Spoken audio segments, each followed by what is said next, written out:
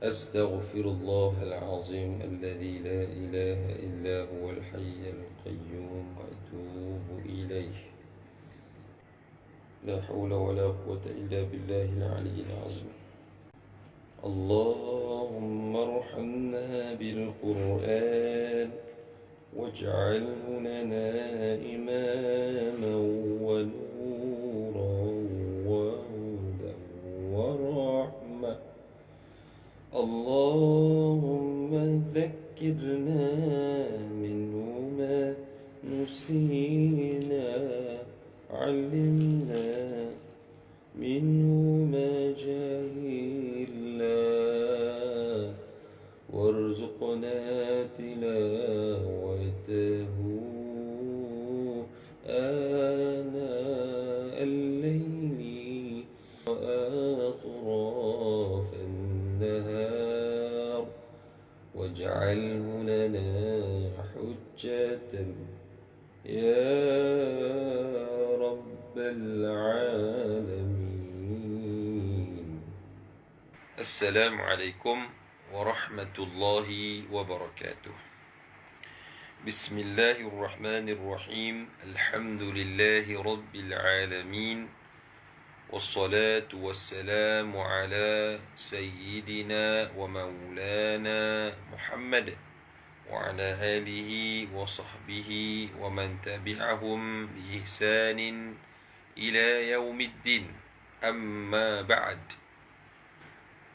Syukur kita kehadirat Allah Subhanahu wa Ta'ala kerana pada pagi yang mulia ini dapat lagi kita bersama-sama. Mudah-mudahan Allah Subhanahu wa Ta'ala memberikan kepada kita kemudahan dalam kita menempuh kehidupan di dunia yang sementara ini yang sangat mencabar. Mudah-mudahan kita selamat dunia dan akhirat. Amin ya rabbal alamin. Alhamdulillah, pada pagi ini kita akan sambung lagi perkongsian hadis 40 cinta Al-Quran. Pada pagi ini kita akan membaca hadis yang ke-12. Hadis yang masyhur dalam kalangan kita, yang sentiasa dibaca, yang sentiasa disyarah, dihurai oleh penceramah, pengkuliah, tak kira lah di mana pun, selalu kita dengar. Baik, pagi ini kita dengar sekali lagi. Mudah-mudahan memberikan kepada kita inspirasi, memberikan kepada kita motivasi untuk kita terus bersama, berteman dengan Al-Quran Al-Karim, yang mudah-mudahan ia akan menjadi pemberi syafaat kepada kita di hari kiamat nanti, insya-Allah. Amin ya rabbal alamin. Baik, bismillahirrahmanirrahim. Ganjaran bacaan Al-Quran. An Abdullah bin Mas'ud radhiyallahu anhu yaqul, qala Rasulullah sallallahu alaihi wasallam, من قرأ حرفا من كتاب الله فله به حسنة والحسنة بعشر أمثالها لا أقول ألف لام ميم حرف ولكن ألف حرف ولام حرف وميم حرف. Jadi sambil-sambil sema buku tu, boleh kita baca, kita selami, kita hayati.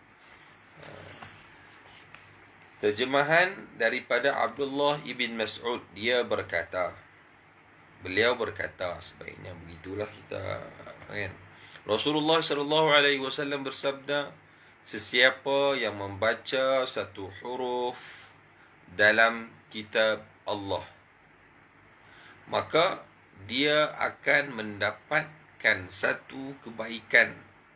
Yang satu kebaikan itu digandakan dengan 10 kebaikan yang serupa dengannya, tak kurang sikit pun. Aku tidak menyatakan bahawa alif lam mim itu satu huruf, akan tetapi alif satu huruf, lam satu huruf, mim satu huruf. makna mudah kita nak faham bahasa kita macam mana? Siapa baca satu huruf Al-Quran, dia dapat satu kebaikan. Satu kebaikan itu kali pula dengan 10. Yang kali-kali yang lain tu sama dengan yang satu hak pertama tadi. Tak kurang pun. Tak cacat pun. Tak ada cacat celah. Dapat 10.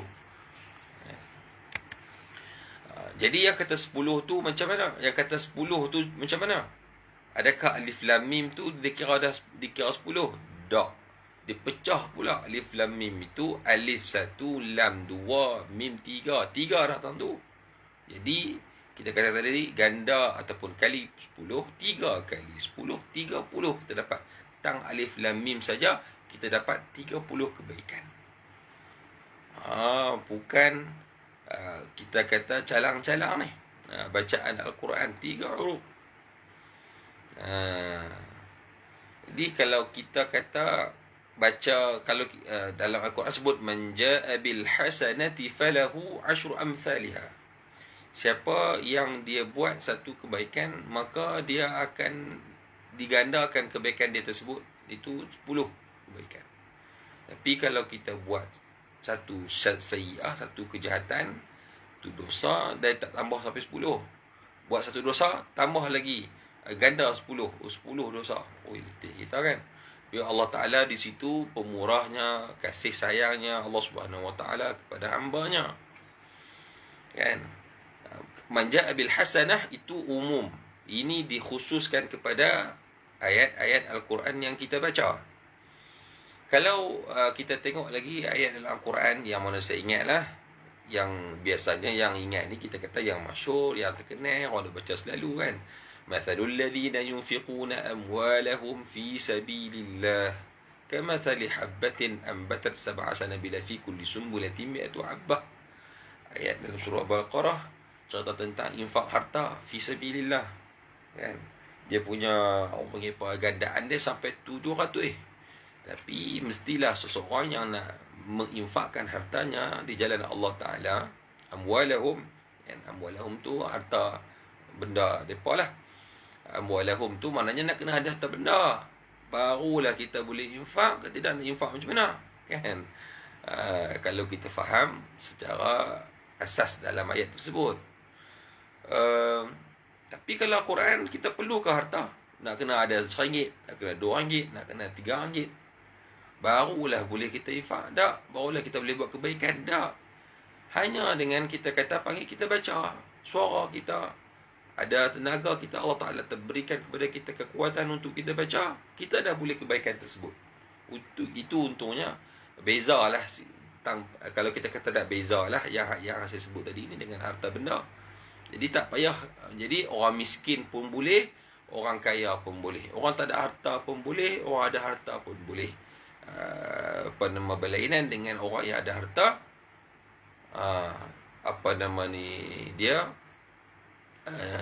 dia berbeza dengan baca Quran ni. Itu sikit lah kalau kita nak bandingkan. Maknanya mudah kita nak dapat kebaikan dengan hanya kita membaca ayat-ayat Al-Quran yang sikit, yang mudah, yang kecil, yang tapi dia boleh dapat berganda-ganda, 10 kali ganda. Baik, itu faham kita secara mudah. Biografi perawi. Siapa dia perawi ni? Perawi ni ialah Abdullah bin Mas'ud, yang memang tidak asing lagi, banyak meriwayatkan hadis, dan beliau juga adalah guru Al-Quran. Abdullah ibn Mas'ud radhiyallahu anhu merupakan seorang pemuda yang berasal dari kota Mekah. Asalnya dia dari kota Mekah, tapi berani. Orang dia kecil tapi berani. Insya-Allah hebat. Beliau ialah individu ke-6 yang memeluk agama Islam. Beliau terkenal sebagai seorang sahabat yang faqih. Bukan senang. Faqih ni dia tahu, dia faham secara yang mendalam. Ada orang faham sikit-sikit. Ada orang faham dia tak mendalam. Dia faham takat, kata-kata dia sampai 10, kita bagi level 10. Dia boleh faham takat 3 ya. Faham dia, faham level 3. Ada orang boleh faham sampai level 10. Macam tu. Jadi faqih maknanya kefahaman dia mendalam. Muqri ni maksudnya dia seorang qari. Dia seorang yang mengajarkan Al-Quran. Jadi sanad-sanad tuan-tuan guru kita, saya sekali pun ada saya ada dua sanad, tiga sanad bacaan Al-Quran yang bertulis. Dia sampai kepada Abdullah bin Mas'ud. Saya baca pada guru saya kepada gurunya, gurunya kepada gurunya, guru sampai Ibn Mas'ud, salah seorang sahabat. Ialah Ibn Mas'ud yang disebut dalam sanad kita tu. Ibn Mas'ud mengambil bacaan daripada Rasulullah sallallahu alaihi wasallam. Jadi itu apa nama muqri ya. Perawi hadis, macam hadis yang kita bacakan sekarang ni. Hadis ni riwayat At-Tirmizi. Saya sebut tadi, Abu Isa At-Tirmizi pendapat bahawa hadis ini hasan, sahih, gharib. Begitu juga pendapat kebanyakan ahli hadis seperti Al-Munziri dan Al-Syaukani bahawa sekurang-kurangnya hadis ini bertaraf hasan. Maknanya tinggilah martabatnya. Perawi hadis dan sentiasa menawarkan diri untuk berkhidmat kepada Rasulullah sallallahu alaihi wasallam. Ibn Mas'ud pun sentiasa bersama dengan Rasulullah sallallahu alaihi wasallam, sehingga beliau digelar sebagai penjaga sandal Nabi sallallahu alaihi wasallam. Kan baru-baru ini mungkin tak habis lagi, ada mungkin sikit-sikit lagi isu tentang penggunaan logo ataupun kita kata replika ataupun lukisan sandal Nabi, bubuh di kepiak lah dan sebagainya, di baju dan sebagainya kan.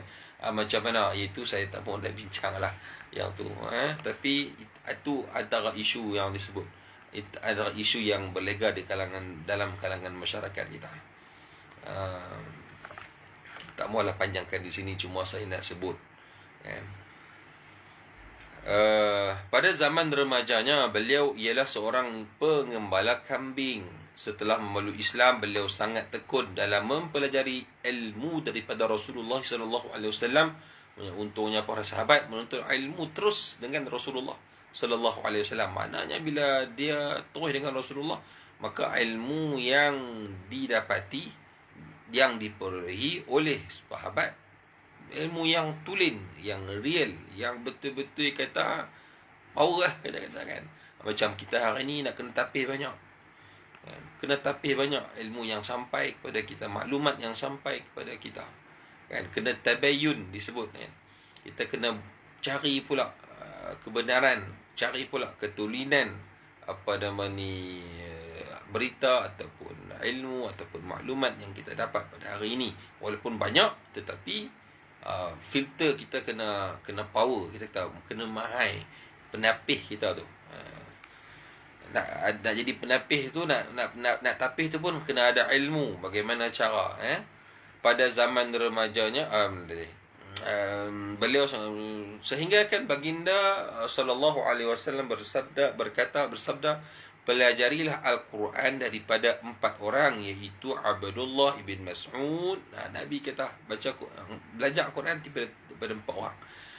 Abdullah bin Mas'ud, Salim maula Abi Huzaifah, Ubay bin Ka'ab dan Muaz bin Jabal radhiyallahu anhum ajma'in.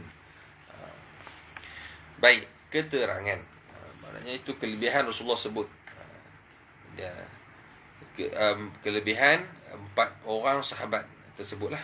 Keterangan pendek je keterangan dia. Selain menerangkan tentang kelebihan membaca Al-Quran yang ganjarannya amat besar, hadis ini sekaligus meraihkan mereka yang tidak mahir membaca Al-Quran dan tidak mempunyai kesempatan yang luas untuk membacanya. Yang tidak mahir Al-Quran, bila dia dengar hadis yang sebegini, maka dia bersemangat, berkobar-kobar untuk dia belajar lebih masa lagi, lebih berkorban masa dia untuk Al-Quran. Yang tak mahir, dia cari, buatlah macam mana pun. Adalah ni pengajian online dan sebagainya. Hari ini kalau nak cari, nak belajar, tidak ada alasan pada hari ini. Yang beralasan tu sebenarnya tak mau. Aku bukan tak mau, tapi payah, tak reti guna internet dan sebagainya. Alasan. nak 1000 daya, tak mau 1000 dalih. Kan kadang-kadang mulut tu kata nak, tapi sebenarnya hati tu tak mau. Dan sebaliknya kadang-kadang boleh berlaku kan. Ataupun yang tak mempunyai kesempatan yang luas untuk bacanya, maknanya dia akan cari juga masa. Ya, kadang-kadang kita sedang memandu kereta, alif lam mim, ataupun baca qul huwallahu, bismillahirrahmanirrahim, qul huwallahu ahad. Yalah, baca ma tayassara min, apa yang kita kata yang mudah bagi dia. Lepas tu untung bagi orang yang hafaz Al-Quran, dia boleh baca banyak ayat Al-Quran. Yang tak boleh baca, yang tak boleh hafal banyak pun, dia mana takat dia hafal tu ulang lah. Kan? Ya, zaman Rasulullah, sahabat seorang ni dia kira ada ulang qul huwallah saja. Sehari-hari banyak tak tahu. Setiap kali dia sembahyang pula, dia akan baca setiap rakaat yang kena baca surah tu, dia baca qul huwallah. Kalau dia baca surah lain pun, mesti dia akan akhiri dengan qul huwallah. Pasal apa? Pasal dia kasih sangat dengan surah Al-Ikhlas ini.